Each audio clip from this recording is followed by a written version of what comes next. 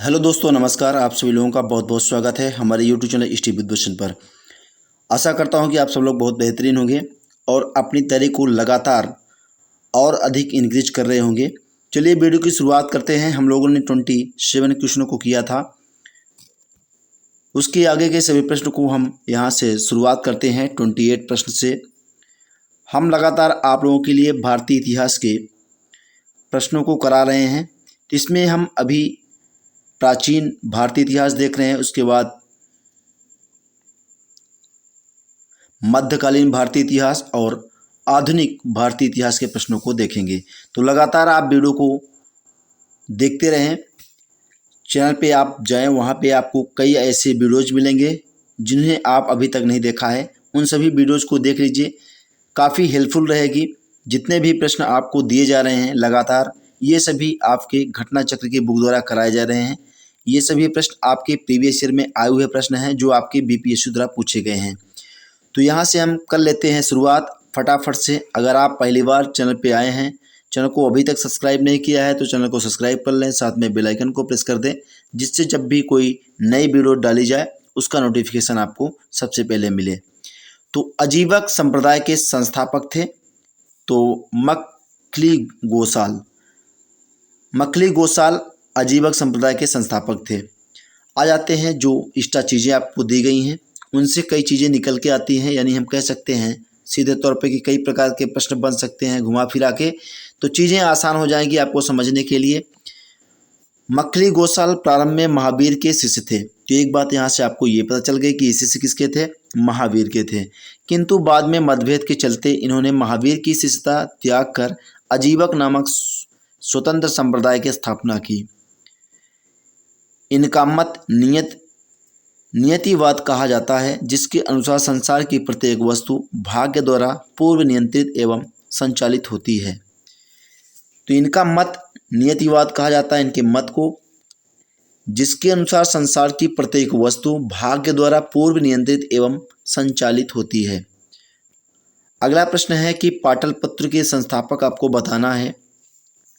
ऐसे प्रश्न आपके एग्जाम में वेरी इंपॉर्टेंट है, स्टार लगा लीजिए।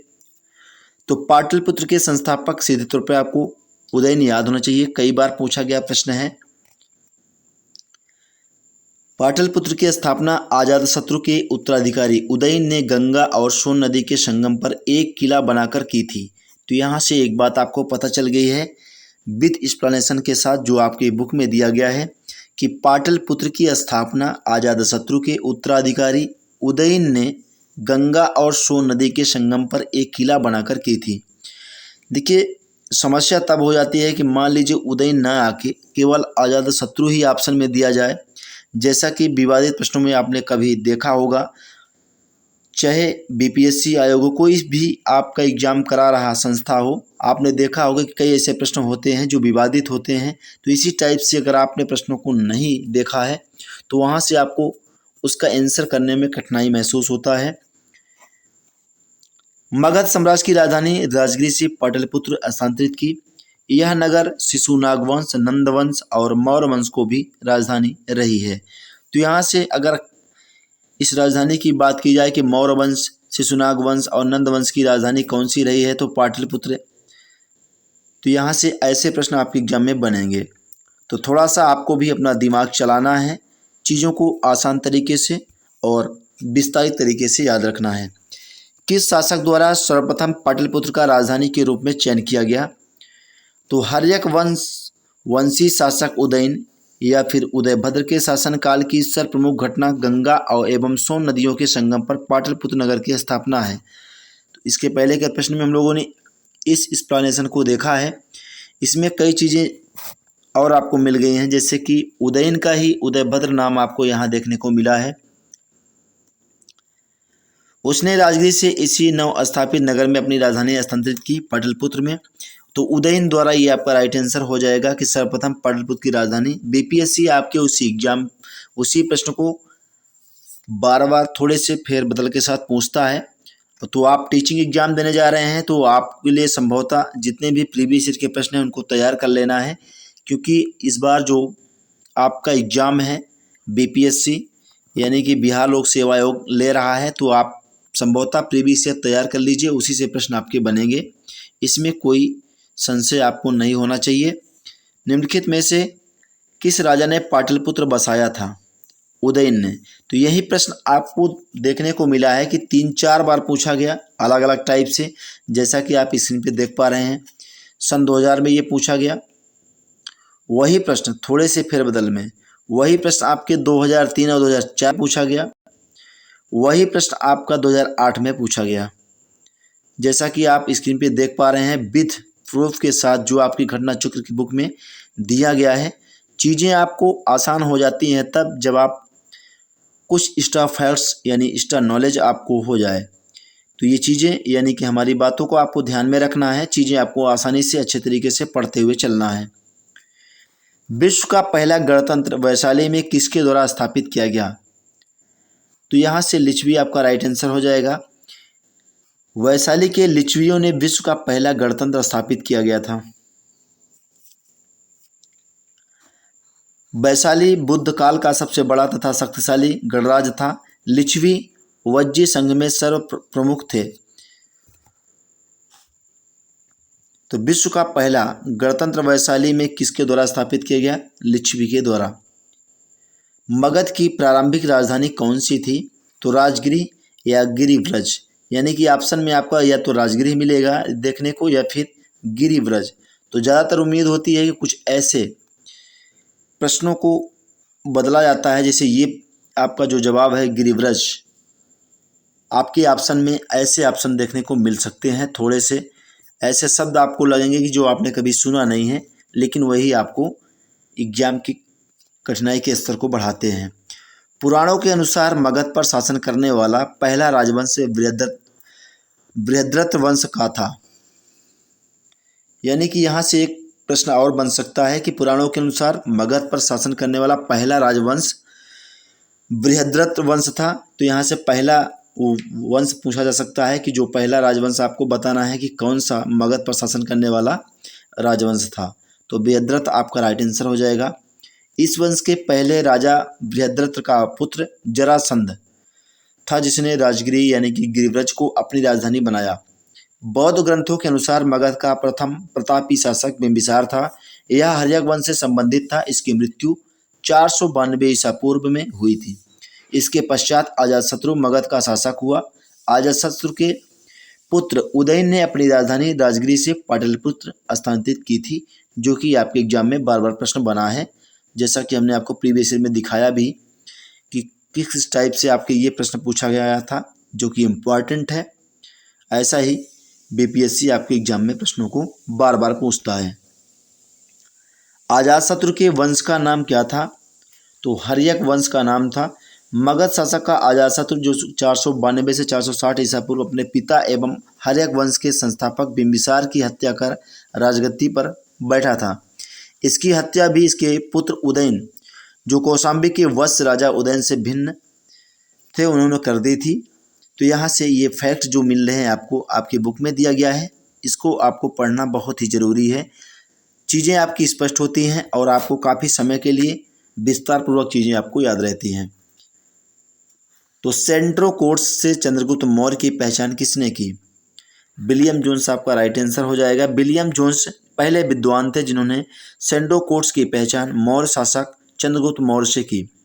हेरियन तथा प्लूटार्क ने चंद्रगुप्त मौर्य को एंड्रोकोर्स के रूप में वर्णित किया है, जबकि जस्टिन ने सेंडोकोर्स यानी चंद्रगुप्त मौर्य और सिकंदर महान की भेंट का उल्लेख किया है। तो यहाँ से आप देख सकते हैं कि सेंडोकोर्स चंद्रगुप्त मौर्य को कहा गया है। तो चीज़ें तब आपको कठिन लगती हैं जबकि उनका दूसरा नाम आपको नहीं पता होता, जैसा कि आप यहाँ पे देख पा रहे होंगे।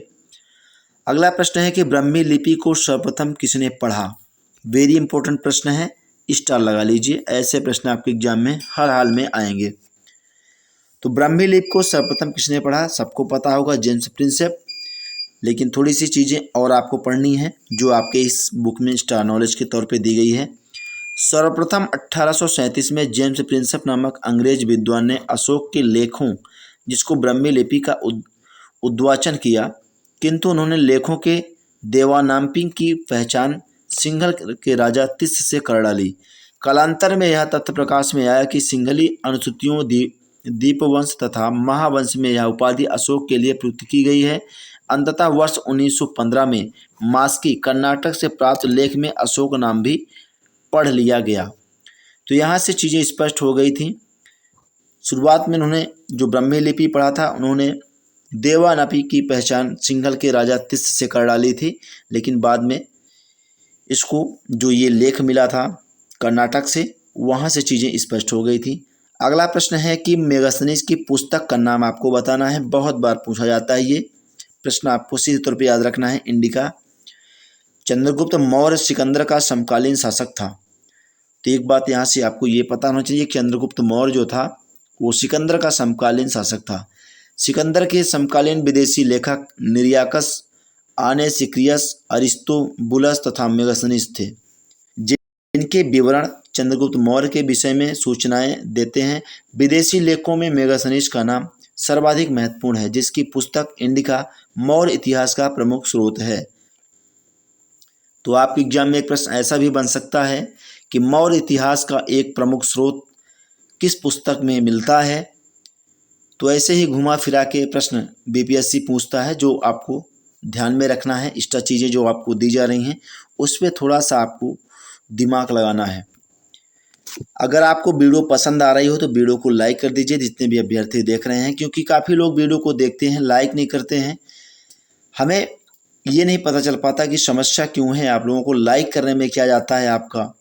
अगर नहीं आपको अच्छा लगता है तो डिसलाइक कर दीजिए। कमेंट बॉक्स में आपको कमेंट दिया गया है, कमेंट करने के लिए कमेंट सेक्शन बना हुआ है, वहाँ पे जाके आप अपना सुझाव कमेंट कर दीजिए। जो भी आप कहना चाहते हैं, जो भी आपकी क्यूरीज हो, समस्या हो, आप कह सकते हैं। इसके लिए कई सारी सुविधाएं यूट्यूब के द्वारा आप लोगों को दी गई है, तो उसको आप उपयोग करिए। अपनी बातें आप हम तक पहुंचाइए। इंडिका का लेखक कौन था, इसके पहले के प्रश्न में हम लोगों ने किया था, फिर से आपका 2015 में ये पूछा गया। मेगास्थनीज आपका राइट आंसर हो जाएगा। मेगास्थनीज पुस्तक इंडिका में पाटलिपुत्र के नगर प्रशासन का वर्णन मिलता है। यहाँ से एक बात ये आपको ध्यान रखना है, इसके अनुसार पाटलिपुत्र नगर का प्रशासन 30 सदस्यों की विभिन्न समितियों द्वारा होता है। इसकी कुल 6 समितियाँ होती थी तथा प्रत्येक समिति में 5 सदस्य होते थे। समिति का कार्य बिक्री कर वसूल करना था। विक्रय कर मूल्य का 10वें भाग के रूप में वसूल किया जाता था। करों की चोरी करने वालों को मृत्युदंड दिया जाता था। पहले इतनी कठोर व्यवस्थाएं थी। आप जैसा कि देख पा रहे हैं, मेगास्थनीज दूत था। ये मेगास्थनीज जो था सिल्यूकस का दूत था। आपका ऑप्शन नंबर ए सही जवाब हो जाएगा। लेकिन बातें यहीं पे नहीं खत्म होती हैं जब तक हम लोग और सारी चीज़ें नहीं जान लेते हैं। मेगास्थनीज सेल्यूकस निकेटर द्वारा चंद्रगुप्त मौर्य की राज्यसभा में भेजा गया यूनानी राजदूत था। तो यहाँ से एक चीज़ आपको स्पष्ट हो गई होगी। इसके पूर्व वह आराकोसिया के छत्रप के राजदरबार में सेल्यूकस का राजदूत रह चुका था। मेगास्थनीज ने काफ़ी समय तक मौर्य दरबार में निवास किया। भारत में उसने जो कुछ भी देखा सुना, उसने इंडिका नामक अपने ग्रंथ में लिपिबद्ध किया। बढ़ते हैं अगले प्रश्न की ओर। अगला प्रश्न है कि अंतिम मौर्य सम्राट था बृहद्रथ। बृहद्रथ आपका अंतिम मौर्य सम्राट था, लेकिन ये इम्पोर्टेंट है दोस्तों। इसके पहले के 2 टाइप के प्रश्न हम लोगों ने इससे किया है, ये इम्पोर्टेंट है, ये आपके एग्जाम में आएगा। अंतिम मौर्य शासक बृहद्रथ था। बृहद्रथ की हत्या इसके सेनापति पुष्यमित्र शुंग के द्वारा की गई। तो यहाँ से आपको एक प्रश्न और बन सकता है कि बृहद्रथ की हत्या किसने की थी? पुष्यमित्र शुंग ने की थी। ये उसी का सेनापति था। अगला प्रश्न है कि किस अभिलेख में रुद्रदामन प्रथम की विभिन्न उपलब्धियां वर्णित हैं? जूनागढ़ आपका राइट आंसर हो जाएगा। गुजरात के जूनागढ़ के रुद्रदामन का एक अभिलेख प्राप्त हुआ है 130 से 150 ईस्वी पूर्व कह सकते हैं। यह जिस शिला पर उत्कीर्ण है उसी पर अशोक के 14 प्रज्ञापनों की एक प्रति तथा स्कंदगुप्त के 2 लेख भी खुदे हुए हैं।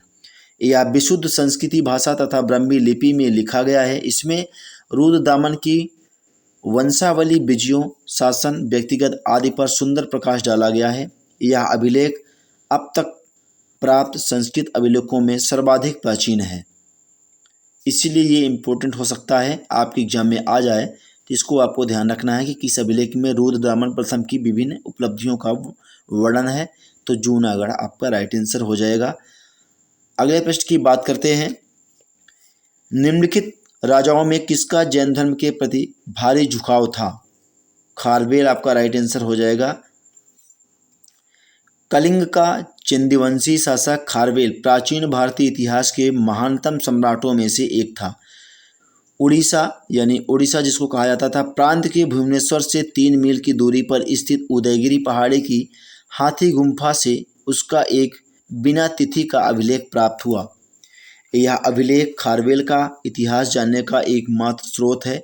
इसका जैन धर्म के प्रति भारी झुकाव था। हाथी गुम्फा अभिलेख प्राकृत भाषा में है। तो हाथी गुम्फा अभिलेख प्राकृत भाषा में है, ये ध्यान रखने की बात है। हाथी गुम्फा कहाँ है? तो ये उदयगिरी पहाड़ी जो आपका भुवनेश्वर से 3 मील दूर है। तो यहाँ से 2-3 टाइप के प्रश्न आपके एग्जाम में बन सकते हैं, आपको ध्यान रखने की आवश्यकता है। जितने भी एक्स्ट्रा चीज़ें आपके इस बुक में, घटना चक्र की बुक में मिल रहा है, या कोई सा भी बुक आप पढ़ रहे हैं उसमें एक्स्ट्रा चीज़ अगर दी गई हैं तो उसे आपको ज़रूर पढ़ना है, तभी जाके आपके नॉलेज को विस्तार पूर्वक ध्यान में आपको हर एक चीज़ें रहेगी। कलिंग नरेश खारवेल का संबंध था। तो आपका राइट आंसर हो जाएगा चेदी राजवंश का संस्थापक महामेघवान नामक व्यक्ति था। इस वंश का नाम महामेघवान वंश भी पड़ गया। इस वंश का सर्वाधिक शक्तिशाली शासक खारवेल हुआ। खारवेल के इतिहास अध्ययन का एकमात्र साधन हाथी गुम्फा अभिलेख है, जैसा कि हमने ऊपर के प्रश्नों को हम लोगों ने पढ़ा था। तो यहाँ से आपका राइट आंसर हो जाएगा ऑप्शन नंबर ए। इसी टाइप से आपके एग्जाम में भी ऑप्शन आपको देखने को मिलेगा, option A, B, C, D और ए। तो यहाँ से उपयुक्त में से कोई नहीं आपका राइट आंसर हो जाएगा।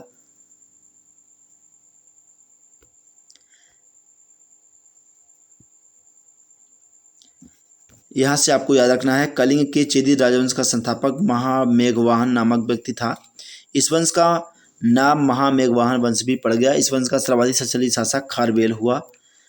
तो ये इम्पोर्टेंट तो हमको नहीं लगता है दोस्तों, लेकिन थोड़ा सा आप ध्यान में रखेंगे, नॉलेज आपकी बेहतर होगी। प्राचीन भारत का नेपोलियन किसे कहा जाता है? ये इम्पोर्टेंट है, इसे आपको ध्यान में रखना है।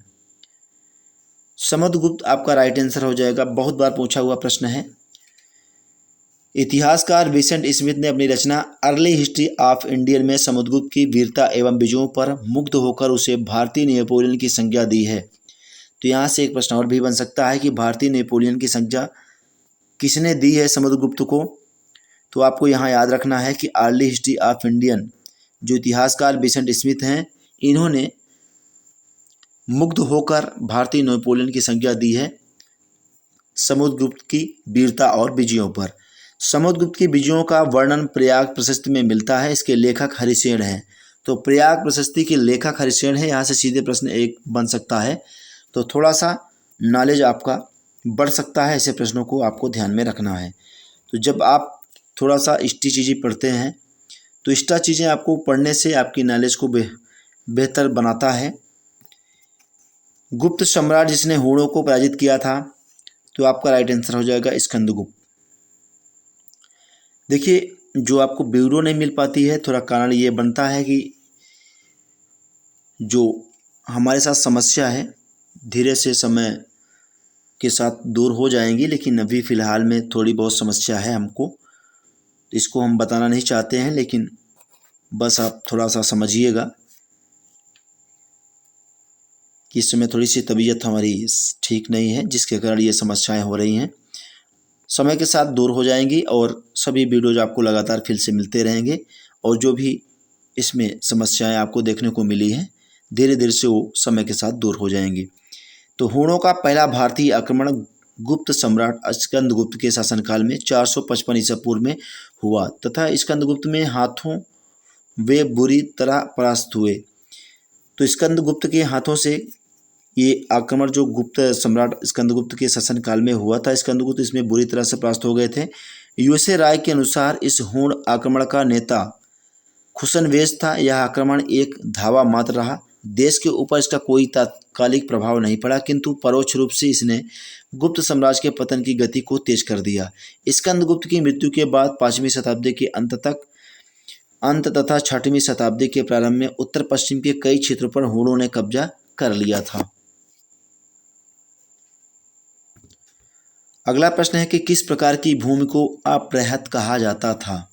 ये प्रश्न आपके एग्जाम के लिए इम्पोर्टेंट है। किस प्रकार की भूमि को अप्रहत कहा जाता था? तो बिना जोती हुई जंगली भूमि, जो पूर्णतः पड़ती रहती है, इसमें कुछ भी उगाया नहीं जाता है।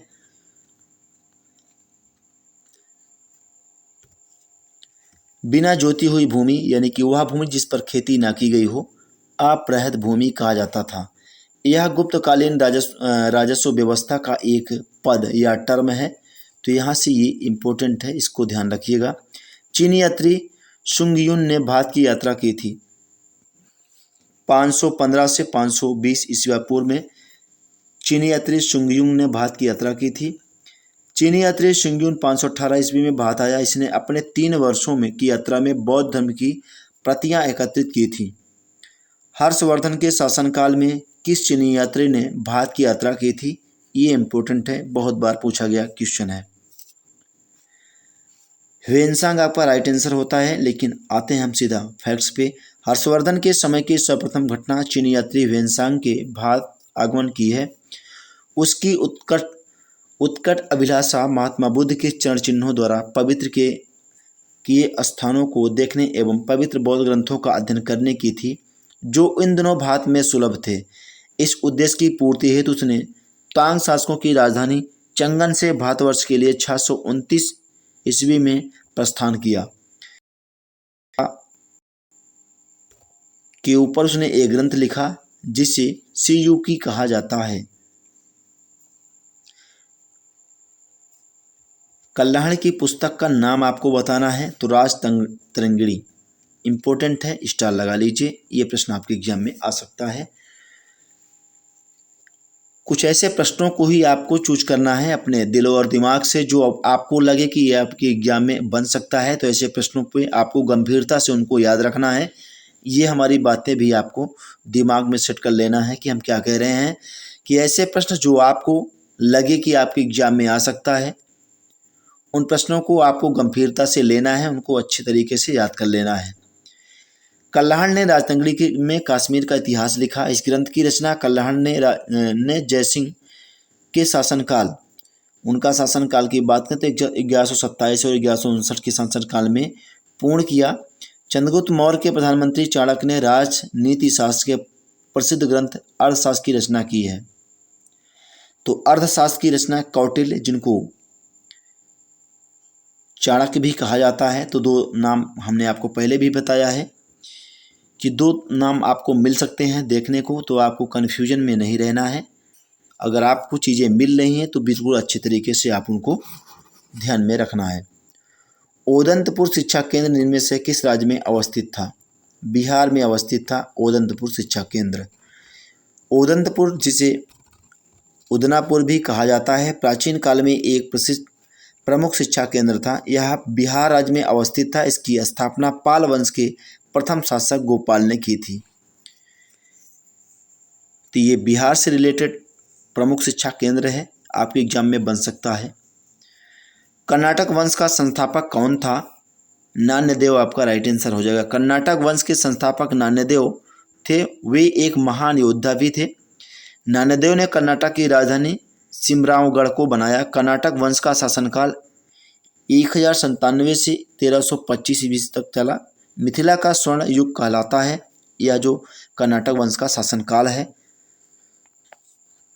अगला प्रश्न है कि कर्नाटक वंश का अंतिम शासक कौन था? ये आपको बताना है। तो हरि सिंह। कर्नाटक वंश के अंतिम शासक हरि सिंह देव थे। ये कला और साहित्य के महान संरक्षक थे। इन्होंने पंजी व्यवस्था की शुरुआत की थी। यहाँ से एक चीज़ आपको मिल सकता है कि इम्पोर्टेंट आपके एग्जाम में बन सकता है कि पंजी व्यवस्था की शुरुआत किसने की थी? तो हरि सिंह, क्योंकि ये कर्नाटक वंश के अंतिम शासक थे। इम्पोर्टेंट है दोस्तों, आपके एग्जाम में ये प्रश्न बन सकता है। किस काल में अछूत की अवधारणा स्पष्ट रूप से उद्धृत हुई थी? अछूत की उद्भावना धर्मशास्त्र के समय में।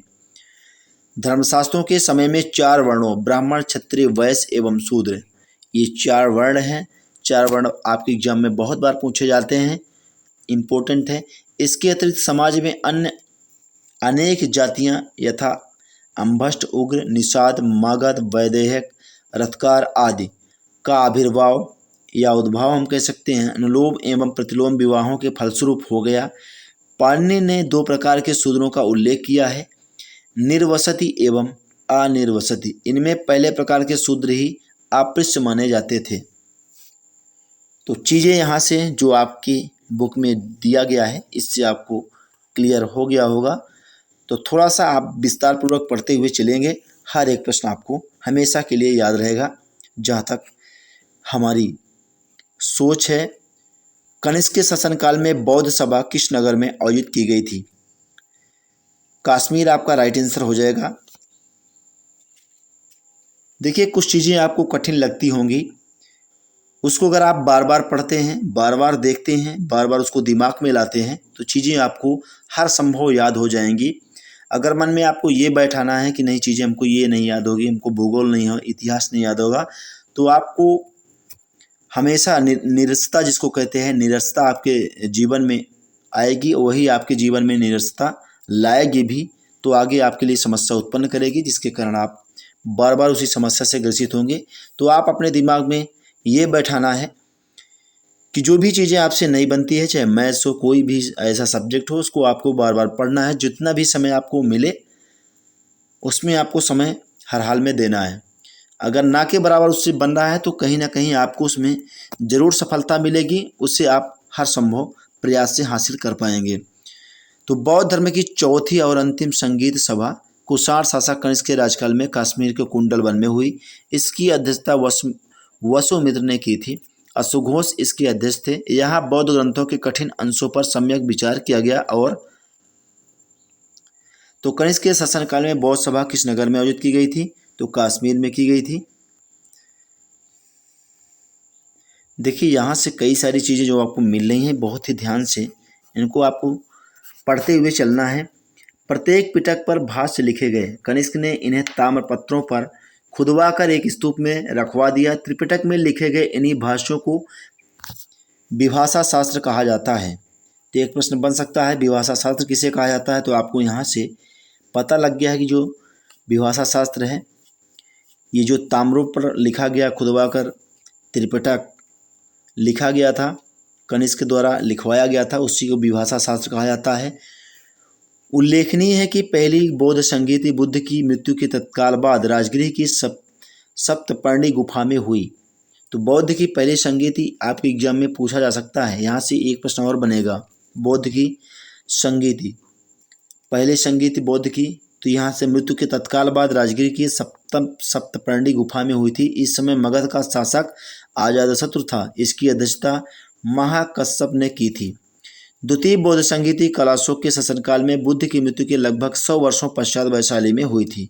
तो यहाँ से द्वितीय बौद्ध संगीत के बारे में भी पता चल गया। तो इसको आपको याद रखना है, यहाँ से प्रश्न बन सकता है आपके एग्जाम में। ये फैक्ट्स जो है इम्पोर्टेंट है, स्टार लगा लीजिए। प्रथम बौद्ध संगीति, देखिए उसके अध्यक्ष पूछा गया है यहाँ पे। उसी प्रश्न को फिर से घुमा के पूछा गया। तो हम लोगों ने महाकश्यप पढ़ा था, आपका राइट आंसर हो जाएगा। यहाँ आप देख भी सकते हैं, थोड़ा समय कम है तो ये आपके सीधे तौर पे लिखा गया है। इसकी अध्यक्षता महाकश्यप ने की थी। यहाँ पहला अध्यक्ष आपके पूछा गया कि संगीत के अध्यक्ष कौन थे, तो महाकश्यप आपको याद रखना है। भगवान बुद्ध के महापरिनिर्वाण के बाद पहली बौद्ध संगीति, देखिए उसी प्रश्न को 18 में भी पूछा गया। राजगीर में भगवान बुद्ध के महापरिनिर्वाण के बाद पहली बौद्ध संगीति हुई थी। बुद्ध के जीवन की 4 महत्वपूर्ण घटनाओं और उनसे संबंधित 4 स्थानों का नीचे उल्लेख है। यह 2 स्तंभों 1 और 2 में अंकित है। आपको इनका सुमेल करना है। तो हम सीधे पहले आपको एक्सप्लेनेशन दिखाते हैं, क्योंकि यहाँ से आप भी लगा सकते हैं कि पहला का 3 हो जाएगा, ऐसे आपको लगवा देंगे तो चीज़ें आपको याद नहीं रहेंगी, इसलिए हमको ऐसा नहीं करना है।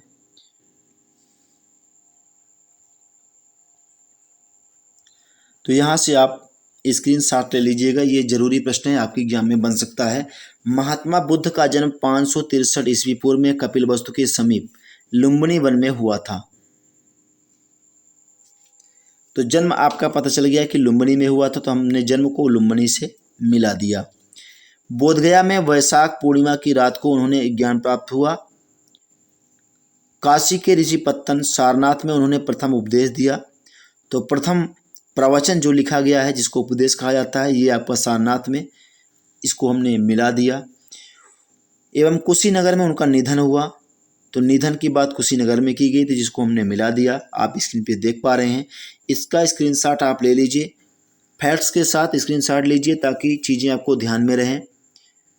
प्रवचन और उपदेश दोनों बातें एक ही हैं, तो यहाँ से ये चीज़ें आपको भी पता होनी चाहिए।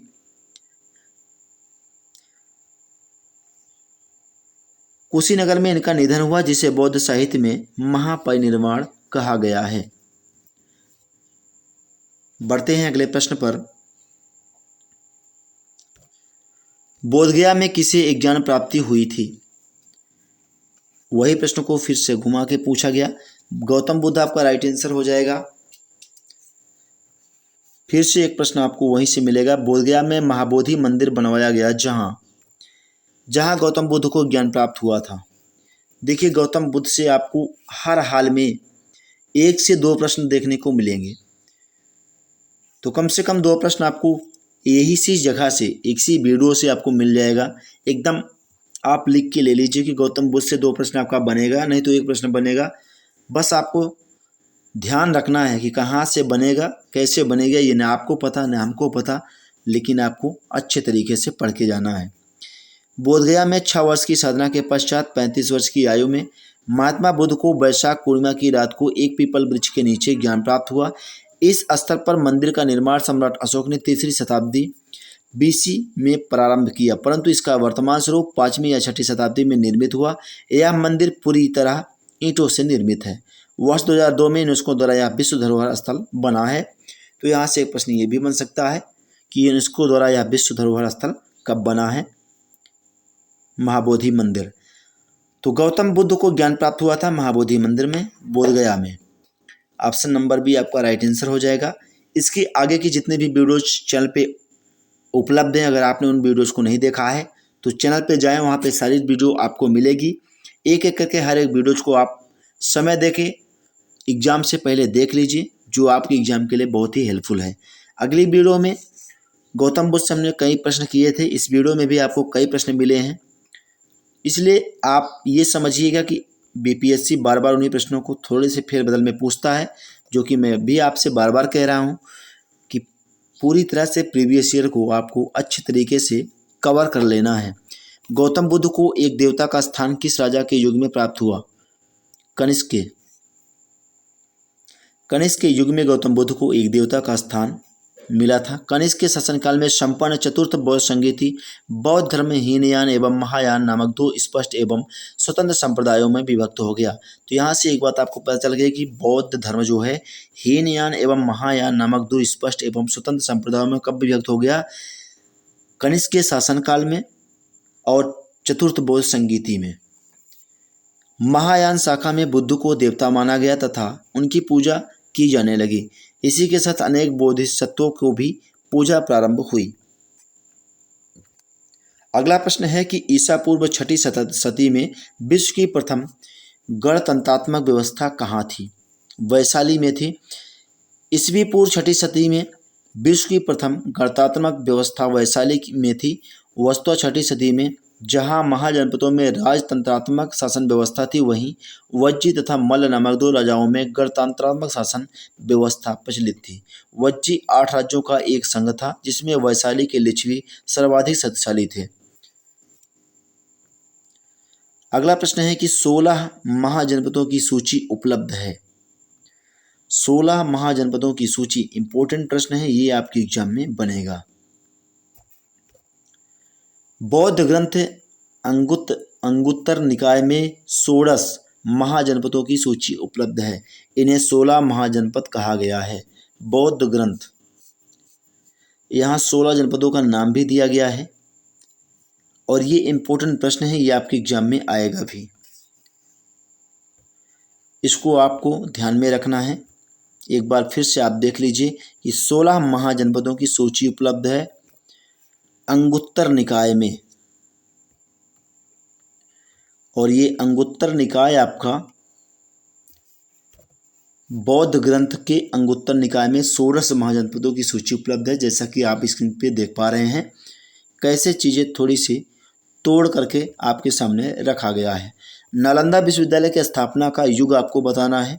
गुप्त युग में इसका स्थापना हुआ था। नालंदा एक विख्यात बौद्धपीठ एवं विश्वविद्यालय था। यह दक्षिणी बिहार में राजगीर के निकट स्थित था। इसके ध्वंसावशेष बड़ा गांव ग्राम में दूर तक आज भी बिखरे पड़े हैं। 5वीं शताब्दी के मध्य गुप्तों के समय में नालंदा विश्वविद्यालय अस्तित्व में आया। सर्वप्रथम कुमार गुप्त प्रथम ने नालंदा बौद्ध विहार को दान दिया और बाद में बुद्ध गुप्त तथा बालादित्य नामक गुप्त शासकों ने भी इस विहार को दान किए। अगला प्रश्न है, नालंदा विश्वविद्यालय किस लिए विश्व प्रसिद्ध था? बौद्ध धर्म दर्शन। यह बौद्ध धर्म दर्शन के अध्ययन के लिए विश्व प्रसिद्ध था। उसी के अध्ययन के लिए चीनी यात्री ह्वेनसांग यहाँ आया था। मध्यकालीन भारत में मनसबदारी व्यवस्था क्यों लागू की गई थी? सैनिकों की सुगमता से भर्ती हेतु मनसबदारी व्यवस्था एक विशिष्ट प्रशासनिक व्यवस्था थी जिसकी प्रचलन मुगल शासक अकबर द्वारा किया गया था।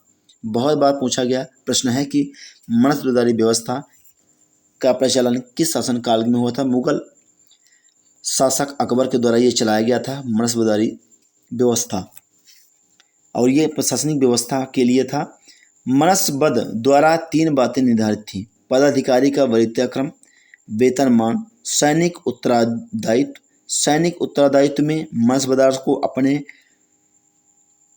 मनसब के अनुसार सैनिकों को रखना पड़ता था। इस व्यवस्था से राज्य में सैनिकों की प्रत्यक्ष भर्ती और रखरखाव के उत्तरदायित्व मनसबदारों पर डाल दिया था, जिसके बदले में मनसबदार को नगद या जागीर प्रदान की जाती थी।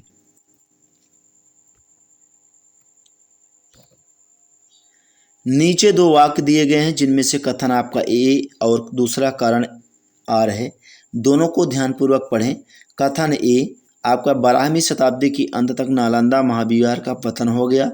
कारण आर है कि महाविहार को राजकीय प्रशय मिलना बंद हो गया था। उपयुक्त दोनों वक्तव्यों के संदर्भ में निम्नलिखित में से कौन सही है? तो यहाँ से तो आपको आंसर दिख रहा होगा कि आपका बी हो जाएगा, लेकिन चीज़ें तब आपकी स्पष्ट होंगी जब हम इसको विस्तार पूर्वक से हम लोग पढ़ेंगे। तो नालंदा में एक विख्यात बौद्ध पीठ एवं विश्वविद्यालय था।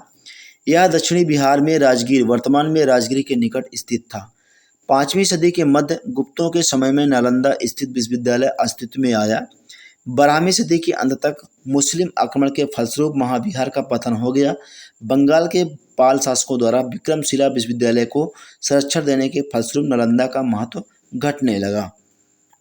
तो यहाँ से ऑप्शन नंबर बी आपका राइट आंसर हो जाता है कि ए और आर सही हैं, परंतु आर जो है ए की सही व्याख्या नहीं करता है। ऐसा ही प्रश्न आपका कथन और निष्कर्ष से आपके एग्जाम में आएगा। एक बार आप इसको अच्छे से देख लीजिए। आर जो है ए की सही व्याख्या नहीं करता है। 12वीं शताब्दी के अंत तक नालंदा महाविहार का पतन हो गया था। तो यहाँ से दोनों बातें सत्य हैं, ए और आर सही हैं कि महाविहार को राजकीय प्रशय मिलना बंद हो गया था। अगला प्रश्न है कि प्रथम मगध साम्राज्य का उत्कर्ष किस शताब्दी में हुआ था? 6वीं शताब्दी। आपको ध्यान रखना है कि प्रथम मगध साम्राज्य की महत्ता का वास्तविक संस्थापक राजा बिम्बिसार था, जो लगभग 544 से 492 ईसा पूर्व इसका संस्थापक था। और इसमें आपसे पूछा गया कि शताब्दी कौन सी थी? 6वीं शताब्दी। आपको ध्यान रखना है प्रथम मगध साम्राज्य का उत्कर्ष 6वीं शताब्दी में हुआ था। अगला प्रश्न में जो दिया गया है फैक्ट्स की बात करते हैं, क्योंकि ये प्रश्न उस समय जब पूछा गया था 2005 में, ये विवादित रहा होगा कि मगध की राजधानी कौन सी थी। तो मगध की आरंभिक राजधानी गिरिव्रज थी, जैसा कि हमने कई प्रश्न इससे पढ़ा था इसके पहले के वीडियोज में।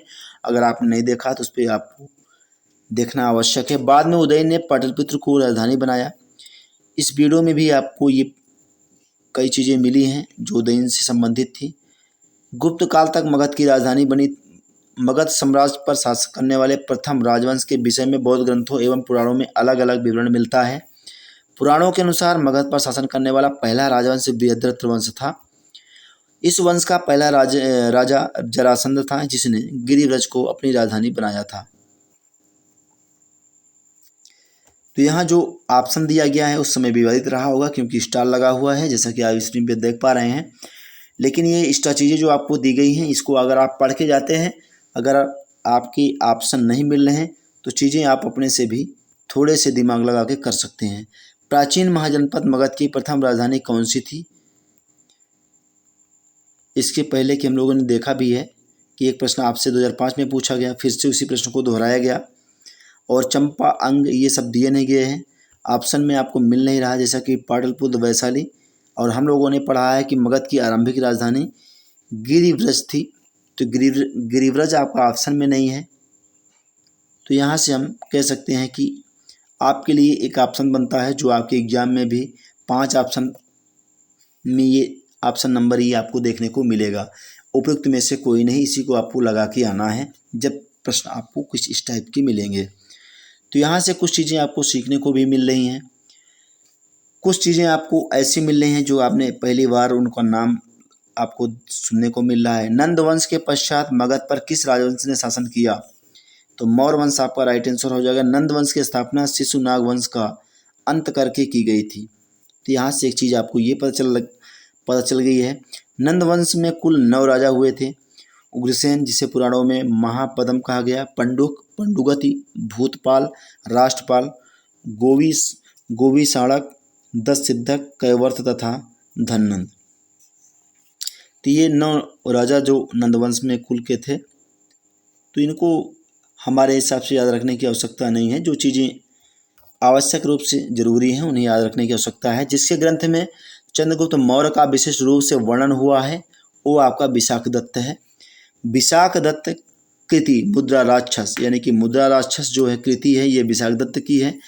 चंद्रगुप्त मौर्य के विषय में विस्तृत सूचना प्राप्त होती है मुद्रा राक्षस से। इस ग्रंथ में चंद्रगुप्त को नंदराज का पुत्र माना गया है। मुद्रा राक्षस से चंद्रगुप्त को वृषद तथा कुलहीन भी कहा गया है। 18वीं शताब्दी ईस्वी में दुंडीराज ने मुद्रा राक्षस पर टीका लिखी। मुद्रा राक्षस ने अतिरिक्त विशाखदत्त के नाम से 2 अन्य रचनाओं का भी उल्लेख प्राप्त होता है। एक आपका देवी चंद्रगुप्तम और दूसरा अभिसारिका वंचितम या अभिसारिका बंदितम। अगला प्रश्न है, निम्नलिखित में से मगध का कौन सा राजा सिकंदर महान के समकालीन था?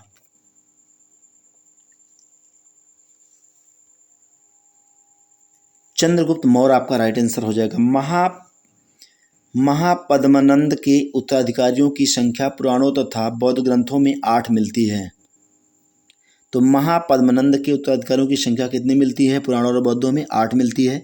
इस वंश का अंतिम शासक धननंद था, जो सिकंदर का समकालीन था। उसे यूनानी लेखकों ने अग्रमीज कहा। जेनोफो उसे बहुत धनाढ़ व्यक्ति बताता है। भत्साल उसका सेनापति था। तो यहाँ से हम एक बार ये कहना चाहेंगे कि जो चीज़ें आपको इम्पोर्टेंट लगे उसे आप पढ़िए, क्योंकि यहाँ आपको विद्वान बनने की आवश्यकता भी हाल ही में आवश्यकता है, जिससे आप एक सीट आप अपनी पक्की कर पाएँ।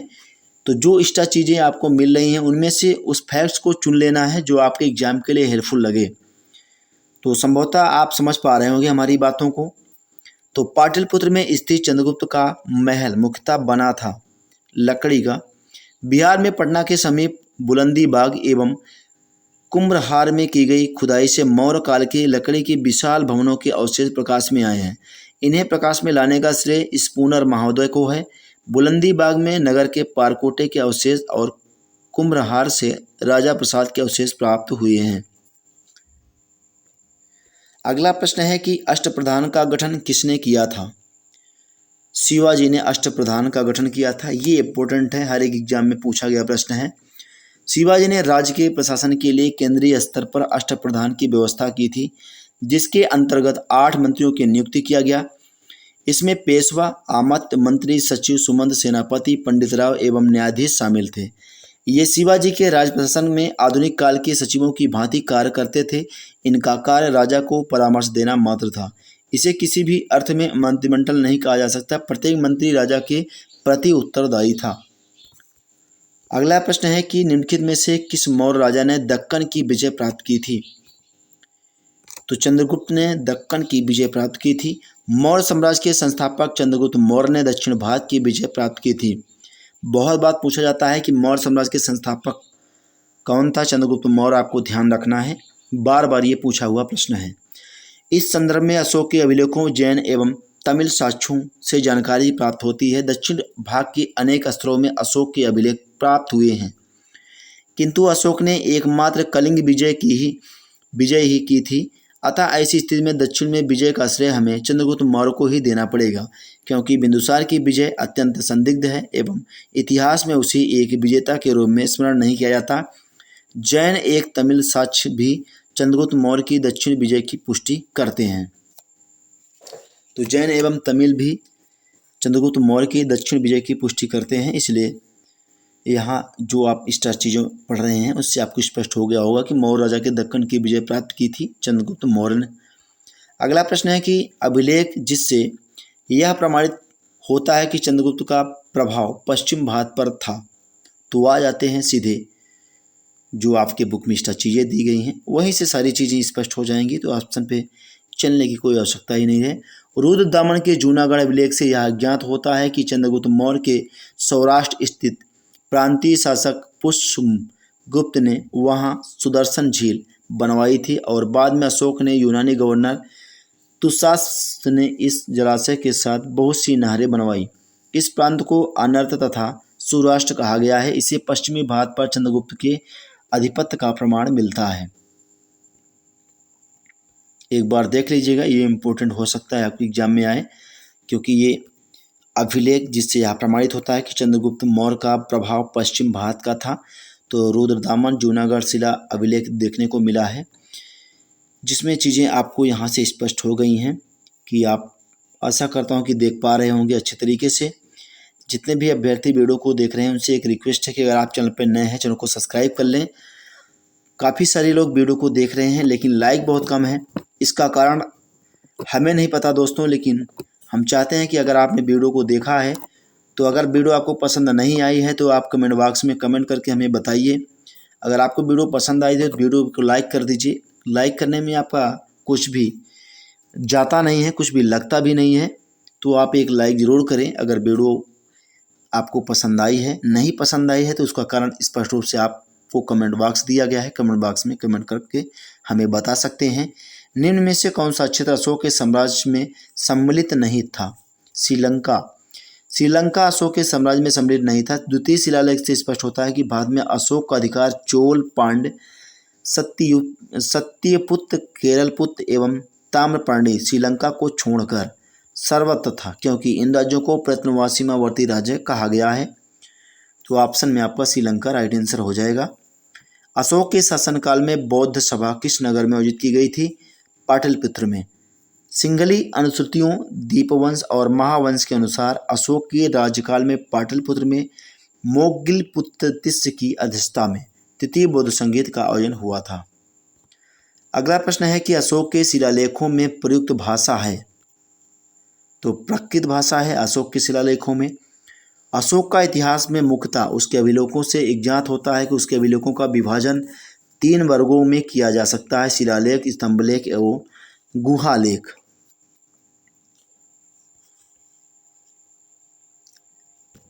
अशोक के अधिकांश शिलालेख प्राकृत भाषा एवं ब्रह्मी लिपि में लिखे गए हैं। केवल 2 अभिलेखों शहबाजगढ़ी एवं मानसेहरा की लिपि ब्रह्मी न होकर खरोष्ठी है। तक्षशिला से अरामेइक लिपि में लिखा गया एक भग्न अभिलेख सरेकुना नामक स्थान से यूनानी तथा अरामकी लिपियों में लिखा गया द्वितीय भाषी यूनानी एवं सीरियाई भाषा अभिलेख तथा लाघमान नामक स्थान से आरमेइक लिपि में लिखा गया अशोक का अभिलेख प्राप्त हुआ है। कल की वीडियोज में हम लोग यहाँ से 80 प्रश्नों से शुरुआत करेंगे, यानी 80वां प्रश्न से हम अगले वीडियोज में आपको हर एक प्रश्न कराएंगे। आशा करता हूँ कि यहाँ तक आपको बहुत अच्छे तरीके से आपने वीडियो को एंड तक देखा होगा। अगर वीडियो आपको पसंद आती है तो वीडियो को लाइक करिए, अपने दोस्तों के साथ अधिक से अधिक शेयर करिए। जितने भी सोशल मीडिया ग्रुप हैं उन सभी जगह आप इस वीडियो को शेयर कर दीजिए। आशा करता हूं कि वीडियो आपको अच्छी ज़रूर लगी होगी। मिलेंगे नेक्स्ट अगले नए वीडियो में। Thank you for watching.